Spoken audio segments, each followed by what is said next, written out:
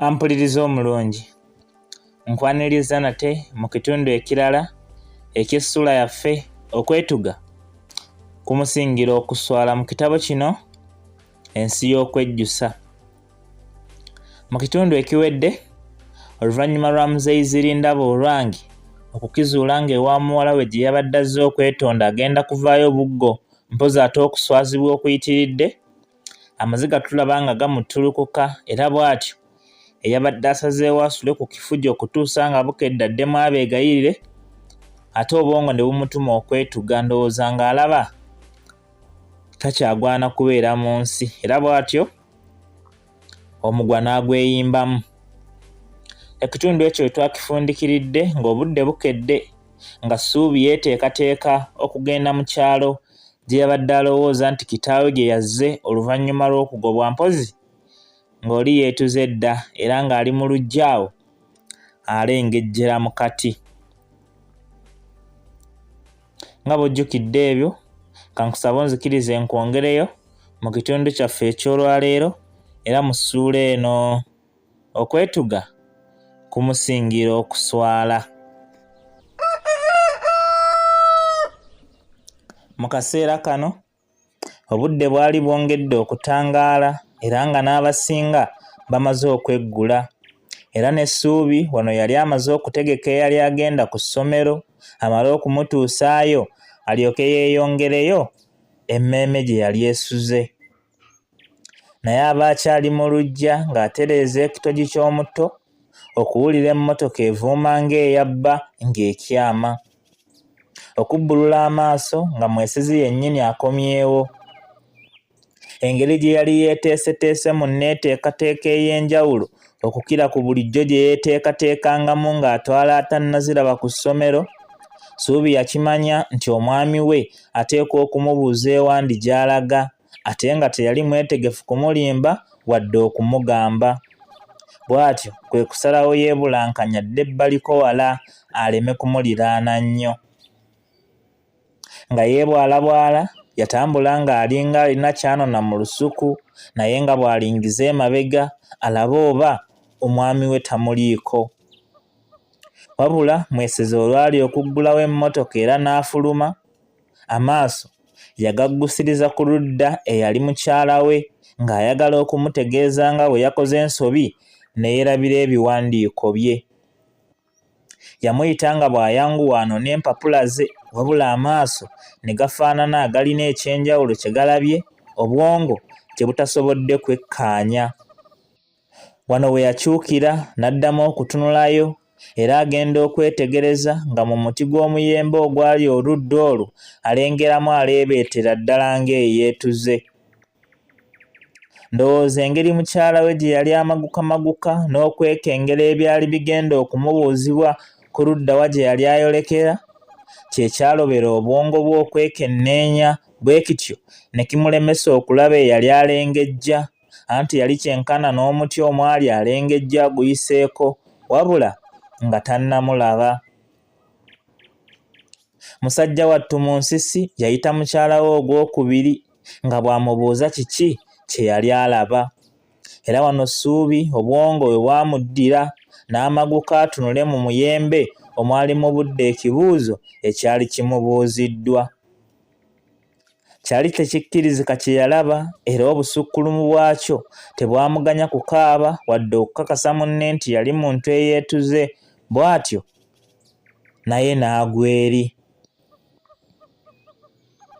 Mwesizi eyali abunye obujugumivu mu nju gye yali ayolekera teyatagana, n'apakuka asembere yekkaanya ekyali kituuse ku munne azuule n'okuzuula ani yali amuleetedde ekisiraani mu luggya lwe okwetugiramu.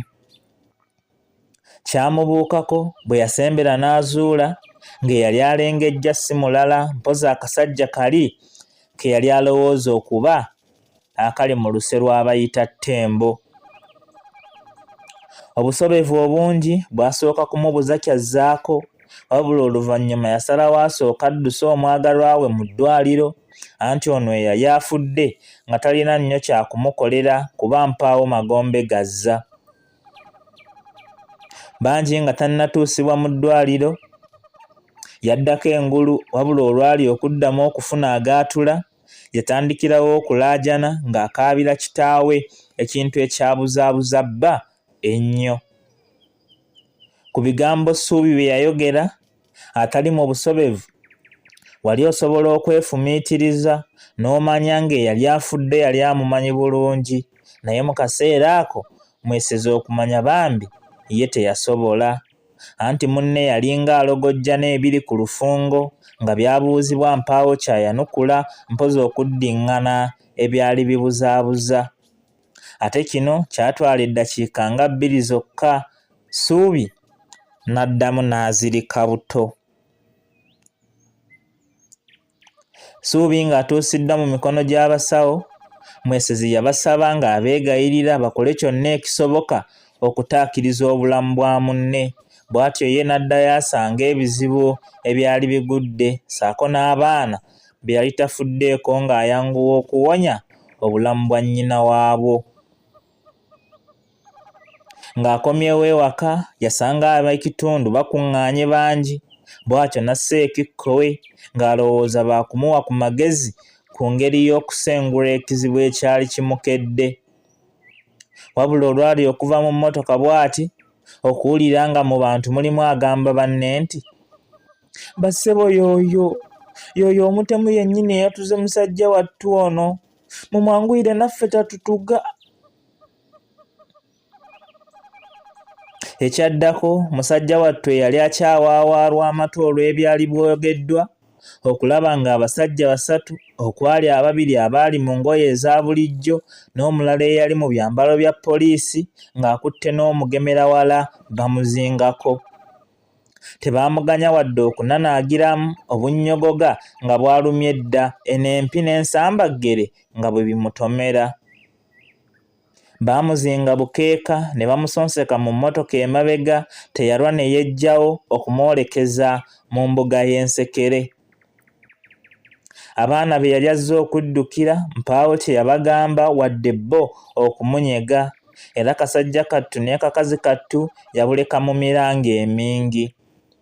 Anti ng'oggyeko ennaku y'okulaba taata waabo ng'ayisibwamu empi n'okuswazibwa atyo, akakulukko kaali kaalozezza dda ku mpi z'abantu abaali bakabuuza ensonga eyakazaaza omutemu ssaako n'okwagala kababuulire gye yali addukidde.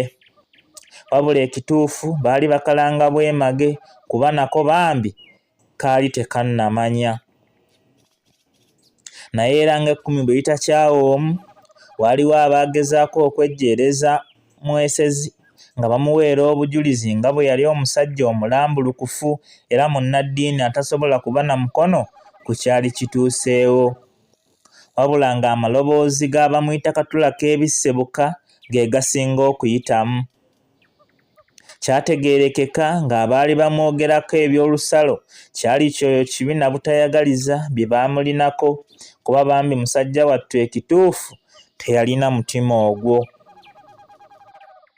Omulambo ogwali gukyalengejjera mu muti nagwo gwasalibwayo ne gwolekezebwa ekkubo ly'oku poliisi era ewaali watwaliddwa ne munnaffe okwongera okunoonyereza. Ab'obuyinza olwali okwabulira ekifo, abaalina ennugu ne fitina ne bakkira ennyumba ya mwesezi ne bagiwuttula amayinja, endabirwamu zonna ne baziyiwa. Eyo emmotoka yawonera watono ddala okuteekerwa ogufumba, wabula era naye endabirwamu zonna zaalekwa zifufunyaziddwa emputte z'abantu abutaalina wadde akagaali k'amaanyi ga kifuba ewaabwe. Ebitooke byo baabisaayisa ffujjo, anti nga ne kibamaze okussa ku ddimwa baddamu ne bakitemaatema.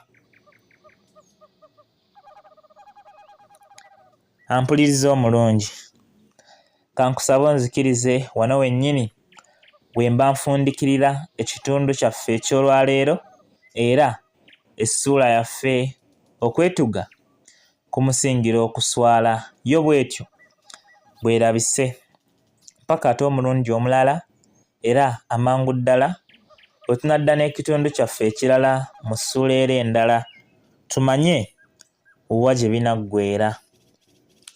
atakuumira mpeera abankuumire, mwenna mubeere bulungi, mweraba.